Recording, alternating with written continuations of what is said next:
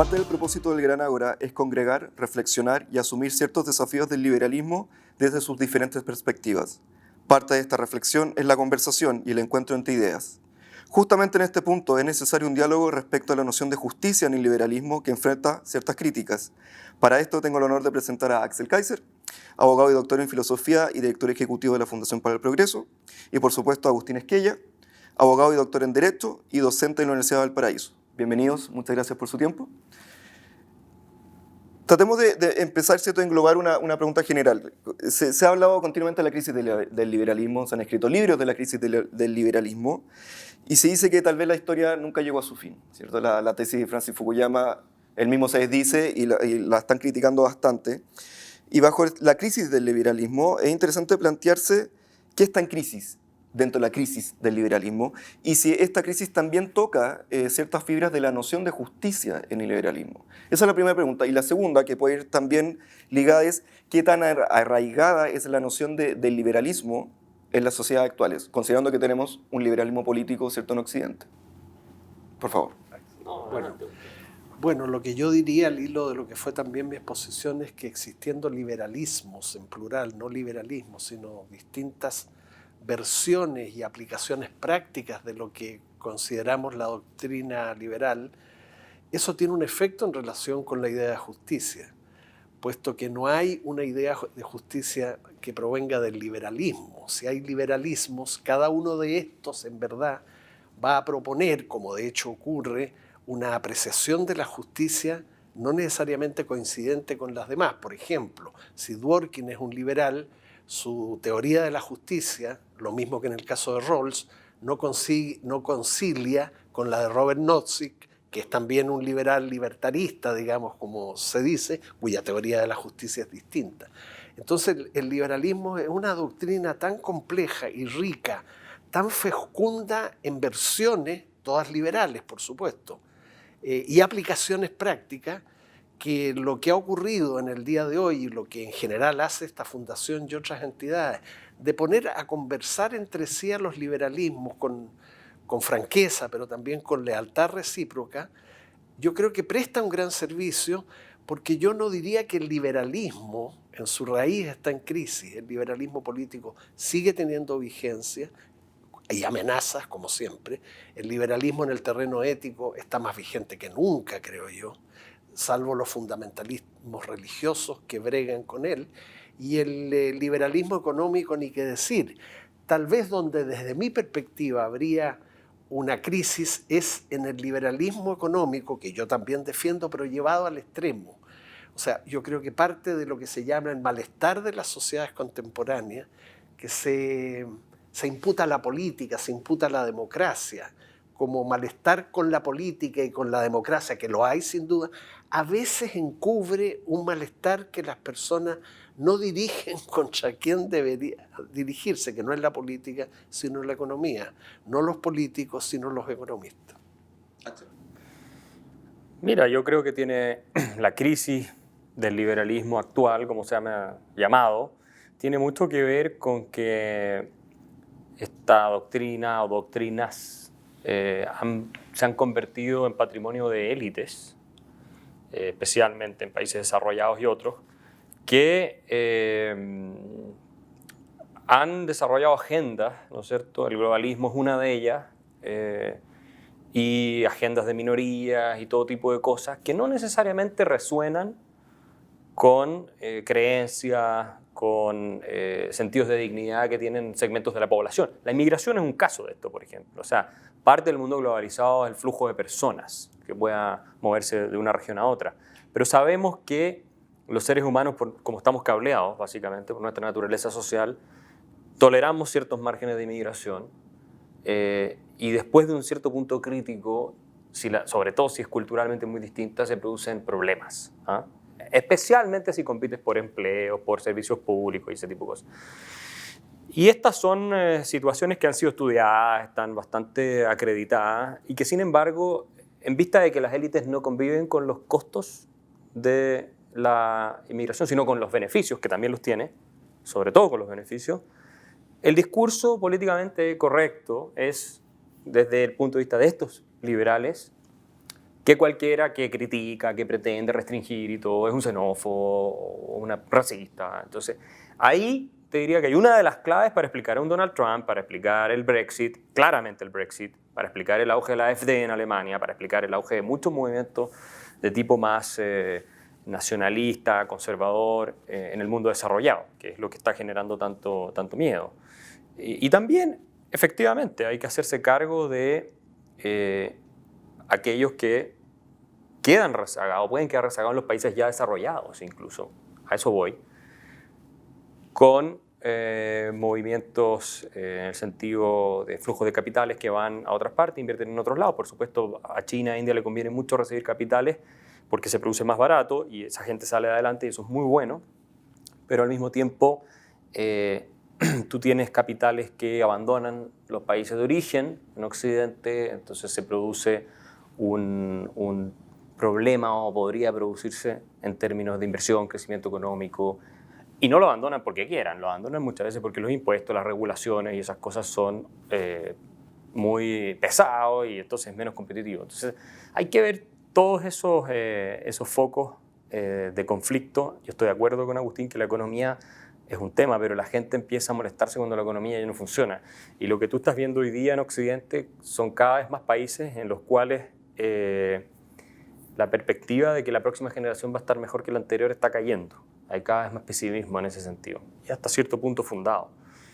Y ahí hay que hacer bien el análisis. ¿Hasta qué punto esto tiene que ver con nuevas revoluciones tecnológicas que están premiando demasiado el capital humano y menos el resto? El famoso reemplazo por la robotización y todo eso. ¿Y hasta qué punto tiene que ver con lo que a mí me parece que es una de las principales causas, que son estados hiperextendidos, que con sus regulaciones, con sus políticas tributarias y con políticas monetarias que castigan a los ahorrantes, han generado verdaderos pantanos de crecimiento económico. En Europa esto es un problema hace mucho tiempo. La cesantía crónica de 2 dígitos, especialmente entre la juventud, es porque los países no crecen económicamente, ya no hay crecimiento económico. Y eso, yo creo, tiene mucho que ver con la asfixia de la capacidad productiva, especialmente el nivel medio y bajo. Que las grandes corporaciones, por supuesto, no tienen el problema. Lo tienen la clase media, lo que en alemán se llama el Mittelstand, las empresas medianas y los que quieren emprender, que no tienen cómo hacerlo. Justamente tomando los dos puntos, se ha hablado de esta crisis, ¿cierto?, de la noción económica, la política, la social, y cómo estas se van interrelacionando para generar una supuesta crisis, ya que estamos hablando del tema de las crisis. Y hablar de justicia siempre genera la dicotomía entre lo bueno y lo justo, en un ambiente en que lo bueno y lo justo tiende a confundirse. Y por lo tanto, es deseable asumir una voluntad de opción ética sobre lo justo y lo bueno en términos de noción de justicia. ¿Qué debería priorizarse más finalmente? ¿La noción de lo justo con la conexión de la noción de lo bueno o lo injusto con lo malo? Bueno, mira, quienes trabajamos en el ámbito del derecho solemos definir la justicia en un concepto que puede ser fácilmente compartido por todos. Justicia como fin del derecho, no como virtud de algunas personas, es el conjunto de valores, bienes e intereses, me gusta que se agreguen los intereses porque es realista, para cuya conservación e incremento recurrimos a esa técnica social que llamamos derecho, que consiste básicamente en demandarnos, esa técnica social, conductas que se consideran socialmente beneficiosas y prohibirnos comportamientos que se consideran socialmente dañinos, aunque haciéndolo, esto es lo terrible del derecho, no al modo de un consejo, sino bajo la amenaza de sanciones coactivas que se pueden imponer legítimamente en uso de la fuerza. Un concepto de justicia como fin del derecho de ese tipo es plausible. Las diferencias, y muy agudas, se producen en las concepciones acerca de la justicia, no en el concepto, entendiendo por concepciones de la justicia a aquellas doctrinas, planteamientos, que lo que hacen es, asumiendo ese concepto de justicia, decir, bueno, ¿cuáles son determinadamente los valores, los bienes, los intereses que el derecho debe proteger e incrementar? Ahí están las concepciones de la justicia. Y sobre todo, esto es muy importante, porque tal vez puede haber coincidencia en los valores, en los bienes o en los intereses, cómo es que deberían resolverse los eventuales, pero generalmente muy posibles conflictos, roces, fricciones que se dan entre esos valores, bienes o intereses. Dicho lo cual, yo optaría siempre por la justicia como un valor siempre irrenunciable. Lo que pasa es, coincidiendo en el concepto, no vamos a coincidir nunca, creo yo, en las concepciones de la justicia. Por mucho que se prolongue lo que algunos filósofos contemporáneos ponen bellamente como una gran conversación de la humanidad en torno a qué es lo justo, una gran conversación junto a la hoguera, ¿no?, donde todos podemos pedir la palabra para avanzar, pero que no conducirá nunca al hallazgo de algo así como una verdad única, totalizante, que se acepte universalmente, sino cuando más conducirá a algunos acuerdos contingentes sobre temas contingentes, sin descartar que los acuerdos contingentes que se tomen en la conversación junto a la hoguera den en el futuro pie para futuros problemas, para futuras conversaciones. Me gusta esa imagen, que no es mía. La conversación de la humanidad, yo agrego que es una conversación en torno al fuego, y que el papel de los filósofos, incluidos los filósofos del derecho, que somos filósofos menores, no es tanto, fíjate, participar en la conversación, sí, ya, participar, menos dirigirla. El papel de los filósofos sería pararse cada tanto y echar leños a la hoguera, de manera que el fuego se mantenga encendido y los que conversan en derredor de él no se levanten porque les dio frío o sueño y se alejen y dejen de conversar. Es bonita la imagen, un poco literaria si tú quieres, pero es elocuente, de cómo los filósofos, a través de su pensamiento, de los libros que escriben, de las conferencias que dictan, echan nuevos leños en el fuego para que la conversación siga, aunque no sean ellos, desde luego, porque sería muy peligroso que la dirijan, y aunque no sean ellos los que participen mayormente en la conversación. Axel.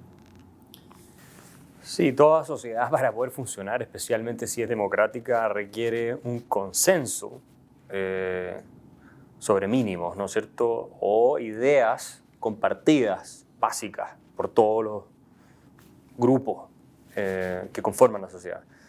De lo contrario, no tiene el concepto de una polis o una comunidad extendida, sino se empiezan a surgir otras y se empiezan a fragmentar. Entonces estas ya no pueden dialogar con las otras, y entonces puedes tener un proceso de balcanización social que genera caos, desorden, y por eso es tan peligroso cuando los mecanismos de diálogo racional, que son los únicos, a mi juicio, que pueden sostener esto, se erosionan. Y esa concepción de fondo requiere una idea de justicia, yo creo, de todas maneras, en el sentido de cuándo es válida normas que hacen válida cierta participación y reglas en virtud de las cuales se toman decisiones que todo el mundo va a aceptar como legítimas, aunque no esté de acuerdo. Detrás de eso hay una concepción de justicia. Entonces, a mi juicio, la idea de justicia es tal vez la cardinal. Igual pienso en ese sentido como Agustín. Por supuesto, como dice Agustín, vamos a tener diferencias en términos de hasta dónde llega, cómo es exactamente, pero al menos un núcleo básico tiene que ser compartido. Si un porcentaje importante de la población quiere una teocracia y la única verdad revelada de ellos es la que se puede aceptar, y el resto quiere tener una sociedad libre, pluralista, es difícil. O sea, va a haber un sector con el que te vas a tener que enfrentar casi violentamente. Y ese es un escenario muy complicado. Sí, y es un escenario y una crítica que se le ha hecho a la teoría de la justicia liberal en ese sentido amplio, porque algunos críticos, sobre todo comunitaristas, dicen que si bien el liberalismo político tiende al pluralismo, ¿cierto?, como cierta noción de convergencia de ideas y de opinión y de creencia, pero también la ausencia de mínimos, ¿cierto?, de mínimos de convivencia que estos críticos dicen que el liberalismo no tiene, porque es tan plural que alberga todo, y por lo tanto los críticos dicen, si no tenemos una teoría moral, por último, soft, suave, de mínimos, el liberalismo político, por lo tanto, tiende a fracasar, no a corto plazo, sino a largo plazo, cuando tiende a albergar a diferentes culturas, a diferentes opiniones y diferentes expresiones. Como el liberalismo, de diferentes nociones, se hace cargo de esas críticas a probablemente la imposibilidad de una teoría de justicia liberal. Bueno, yo diría que eso que se echa de menos en tu pregunta no es otra cosa que un hijo del liberalismo, los derechos fundamentales. Los derechos fundamentales en la primera generación de los mismos, los derechos personales, los derechos de autonomía, entre los que se cuenta el derecho de propiedad, desde luego, el derecho a ser oído en juicio, el derecho a no ser perturbado en tu domicilio, en fin, la enorme gama de derechos personales, es obra directa de la doctrina liberal y una obra afortunadísima. Lo que pasa es que a esos derechos inicialmente se suman derechos políticos, que ya no son derechos vistos como límites a la acción del Estado, como son los derechos personales. Los derechos políticos son más ambiciosos que los personales. Son derechos que, lejos de fijar límites al poder, promueven la participación en el poder. Cualquier persona adulta puede ser candidato en las elecciones populares, todos pueden participar en las elecciones y el voto de cada cual cuenta por uno. Esos derechos políticos se deben en parte al liberalismo, pero se deben sobre todo, creo yo, a la teoría democrática como forma de gobierno mejor de la sociedad. Claro, pero hay que agregar, y esa es la gran polémica hoy día, particularmente en Chile, una tercera clase de derechos fundamentales que son los derechos sociales y culturales, el derecho a la educación, el derecho a la atención sanitaria, a una previsión oportuna y justa, a una vivienda digna, que son derechos no inspirados directamente, aunque sí yo creo también indirectamente en la doctrina liberal, ni tampoco en la teoría democrática del gobierno, son inspirados básicamente en ideas socialistas y en ideas social cristianas, que hoy día nos suenan un poco extravagantes porque el pensamiento social cristiano en política y en moral social está muy a la baja hace tiempo, tiene pocas expresiones institucionales. Chile es uno de los pocos países del mundo que cuenta con un partido demócrata cristiano que es una expresión institucional del social cristianismo, pero también un partido que objetivamente, yo lo expreso como una conjetura, no como un deseo hace muchos años, va a la baja. Entonces yo veo en los derechos fundamentales de las distintas clases que mencioné, no la respuesta, no una única respuesta, pero una respuesta muy importante que en parte importante se debe al liberalismo. Claro, el punto es que los derechos fundamentales cuestan mucho dinero, no solo los derechos sociales y culturales cuestan dinero, los derechos políticos cuestan dinero. Hay que mantener un servicio electoral, hay que dar financiamiento a los partidos, hay que organizar elecciones. Los derechos personales cuestan mucho dinero, hay que tener un poder judicial, hay que tener cuerpos de policía, ¿me entiende? Para que reaccionen en caso de violación de los derechos personales. Entonces, claro, tienen esa dificultad, cuestan dinero y cuestan recursos, digamos, pero hay que asumirlo eso y advertir que si admitimos lo que yo digo, porque también entiendo que es discutible, lo que tenemos que hacer es tomarnos, como decía Ronald Dworkin, progresivamente cada vez más en serio los derechos fundamentales. Porque hay allí ese mínimo ético, un mínimo que a la vez es un máximo, oscila, ¿cierto? El mínimo para que para la dignidad personal esté resguardada son los derechos fundamentales. Pero, y tercera dificultad, esos derechos fundamentales, como están en las constituciones de los estados y en tratados internacionales, son interpretables. Todo derecho es interpretable, el que está en la constitución de un país, en un código, en una ley, en una resolución administrativa, hasta las propias sentencias de los jueces son interpretables. Entonces, sujetos a interpretación inevitablemente, los derechos fundamentales por formar parte del derecho positivo, esas interpretaciones no han sido ni serán nunca plenamente coincidentes. Entonces, cuando yo menciono los derechos fundamentales como ese mínimo, no estoy dando como una llave maestra, con un foco de luz que nos libera de seguir pensando, no.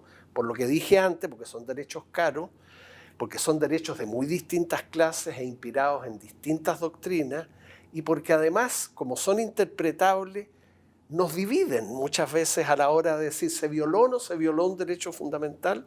Bueno, un juez puede pensar que sí, otro que no. Y no es que uno sea un mejor juez que el otro, o un juez más inteligente, o un juez más leal con los derechos fundamentales. Es que pueden, de hecho, como ocurre, tener interpretaciones distintas del enunciado que en la Constitución del país o en un tratado internacional consagra un derecho. Siempre la incertidumbre nos rodea por todas partes. Por eso que a mí, Axel, una de las cosas que me sorprende de la sociedad contemporánea, particularmente Chile, es la queja de casi todos y todos los colectivos por la incertidumbre. O sea, vivir en el siglo XXI es vivir en la incertidumbre, y estar en este planeta siempre ha sido vivir en la incertidumbre. Yo tengo la impresión, exagero un poco, ya ustedes me conocen que de repente exagero, yo tengo la imagen que a mí me sugiere mejor hoy, por lo menos. La vida en común en el planeta es de que estamos en un hospital. Estamos en un hospital, estamos todos enfermos, unos más graves, otros menos graves, algunos haciéndonos exámenes. Vivimos en un hospital, y lo que tenemos que hacer, en vez de correr entre el pabellón de neonatología, cuando hablamos de neoconservadurismo, neopositivismo, todo es neo, ¿no? Y el pabellón de forense, donde hablamos de posmodernidad, posdemocracia. Es curiosa esta bipolaridad contemporánea de transitar entre sucesivas muertes, que a veces no son tales, y nacimientos, renaceres. Bueno, lo que habría que hacer, si la imagen del hospital es válida, es decir, paremos un rato, no vayamos entre el neonatólogo y el forense, preguntemos dónde está la cafetería del hospital y sentémonos a conversar. Conversar, que es lo que hemos hecho hoy día en este lugar. Esa analogía de la cafetería y de los mínimos comunes, ¿cierto? Agustín decía, un máximo del derecho fundamental o si es un mínimo. ¿Qué tal eso en tu opinión? Sí, la pregunta, yo diría, más relevante en ese contexto es si esos derechos fundamentales pueden sostenerse con transformaciones culturales muy profundas. O sea, mira, Hayek, para volver a lo que discutíamos antes, decía que la libertad era una conquista civilizatoria, que no es una cosa que está dada por la naturaleza si somos libres. No, son productos de instituciones que han ido evolucionando, valores, creencias, prácticas, que finalmente han llevado a que se respeten los derechos del individuo. Y por lo tanto no se encuentra disponible en todas las culturas. Y eso es súper evidente, y ha sido súper evidente, por mucho que haya habido un progreso en el último siglo. Entonces, ese es el gran desafío, ver hasta qué punto, lo que tú planteabas en tu pregunta, si aceptamos demasiada diversidad cultural, podría conspirar en contra de la defensa de esos mismos derechos fundamentales, en la medida en que eso se termina cristalizando también, no solo en prácticas, en hábitos, en creencias, sino también en reformas institucionales. Fíjate tú, por ponerte un ejemplo, que la Unión Europea ha emitido resoluciones extraordinariamente alarmantes respecto de las prácticas de mutilación genital de niñas pequeñas en Europa. Son cientos de miles de casos. Entonces tú dices, eso en Europa nunca, supongo yo que nunca en la historia existió, pero ahora está empezando a existir.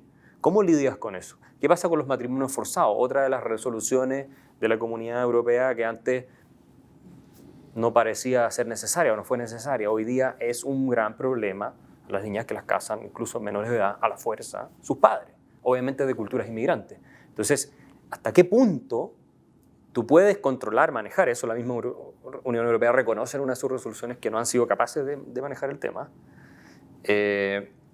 y conspira, ¿cierto?, respecto del ideal de tener una sociedad donde se respetan esos derechos fundamentales y en la práctica se cumplen, porque una cosa es tenerlo en la Constitución y otra cosa es que el Estado tenga la capacidad de hacerlo respetar. Y cuando tienes segmentos de la población bastante extendidos donde ese tipo de práctica ocurre, es más difícil que si son 2 o 3 casos. Así que yo lo planteo en términos escépticos, esto de la diversidad como un fin en sí mismo, siempre positivo en todos los casos, que va a mejorar y enriquecer la sociedad.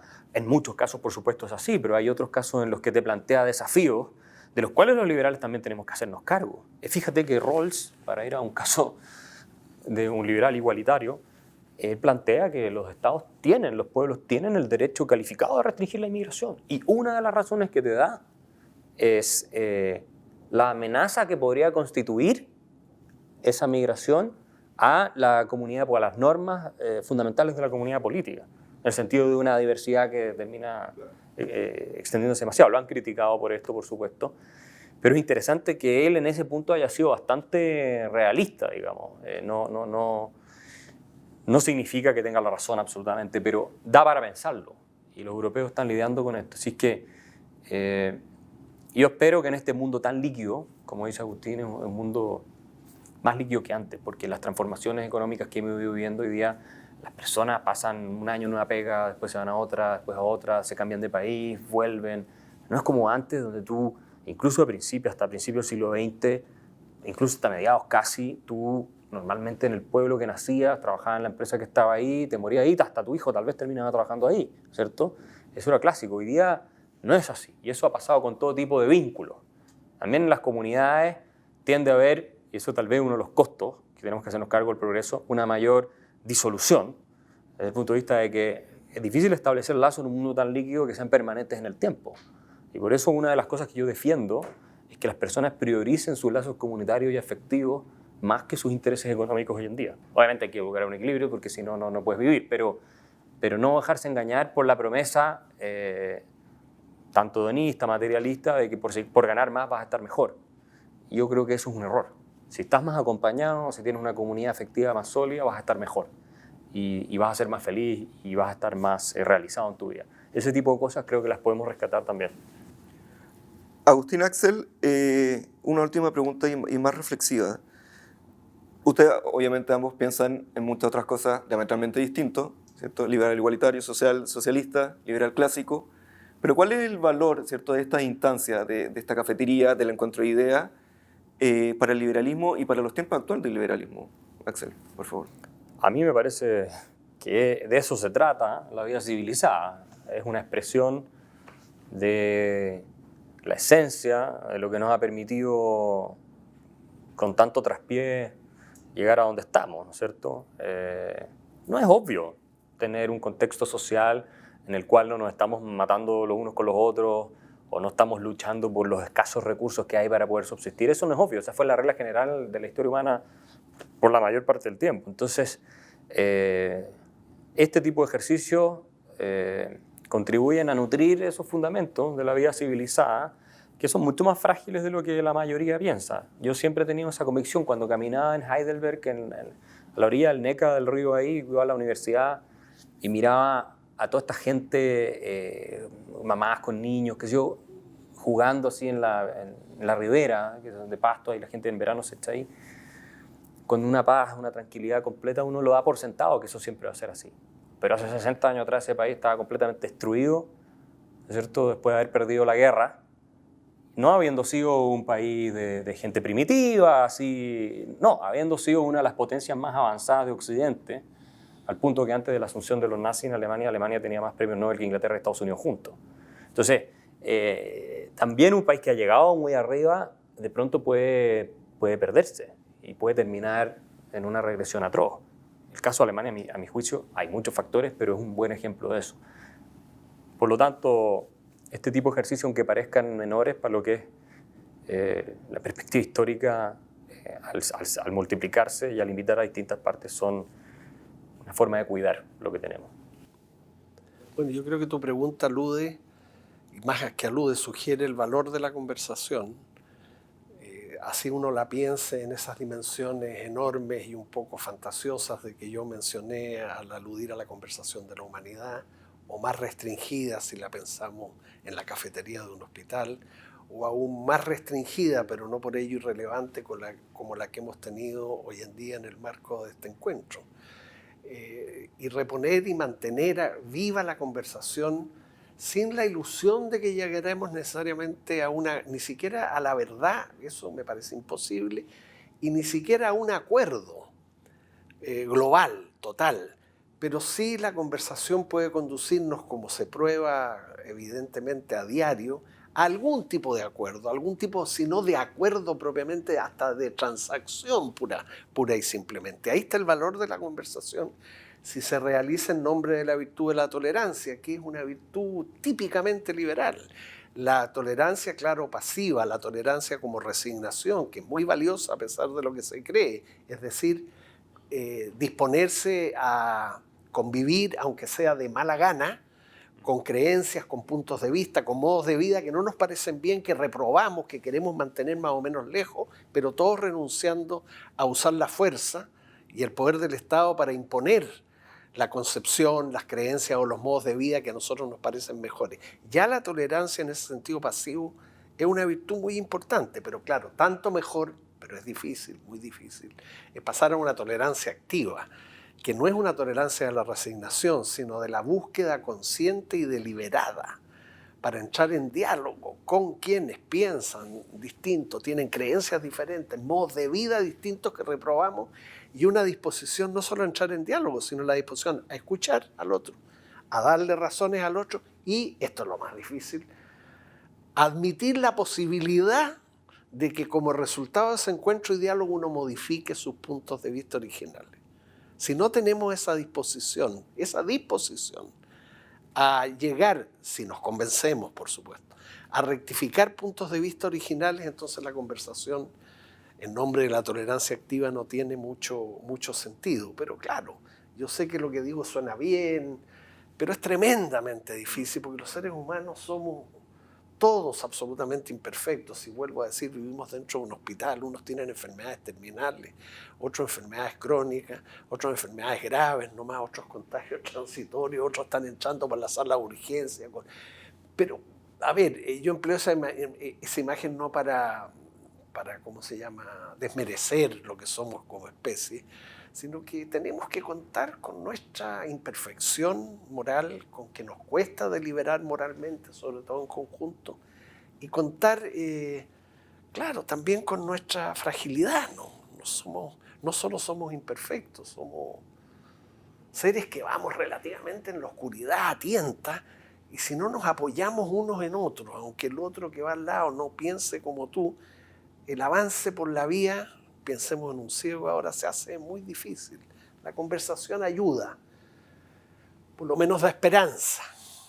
No confianza. La confianza no es una virtud que a mí me gusta. No, vamos a llegar a un resultado, esa es confianza.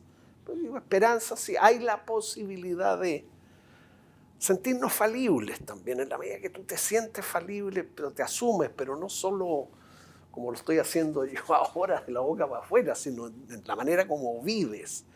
Puedo estar equivocado, siempre puedo estar equivocado, entonces no me queda más que contrastar lo que yo creo con otro. Pero cuesta, pues, y en este país cuesta sobremanera, pero en la medida en que hay instituciones que ponen a conversar a la diversidad, a las visiones rivales, aportamos algo a que el diálogo y sus resultados eventuales mejoren. El desafío de la conversación, ¿no? El cierre de ideas y también la esperanza de que esas mentes se abran y pueda existir reflexión. Les quiero agradecer muchísimo su tiempo y la deferencia y el compromiso. Muchísimas gracias. Muchas gracias a ti.